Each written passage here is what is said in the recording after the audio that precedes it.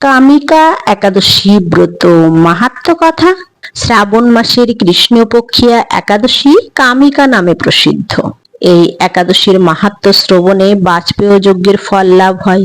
ভগবান শ্রীহরির পূজার্চনা অপরিমিত পুণ্যফল প্রদান করে। গঙ্গা, গোদাবরী, কাশী, নৈমিষারণ্য, পুষ্কর ইত্যাদি তীর্থ দর্শনের সমস্ত ফল একমাত্র কৃষ্ণ পূজার মাধ্যমে কোটি গুণ লাভ করা যায়। সাগর ও অরণ্যযুক্ত পৃথিবী দানের ফল, দুগ্ধবতী গাভী দানের ফল অনায়াসে এই ব্রত পালনে লাভ করা যায়। যারা পাপ পুণ্য সাগরে নিমজ্জিত, এই ব্রত তাদের উদ্ধারের একমাত্র সহজ উপায়। এই পবিত্র পাপনাশক শ্রেষ্ঠ ব্রত আর জগতে নাই। শ্রীহরি স্বয়ং এই মাহাত্ম্য কীর্তন করেছেন।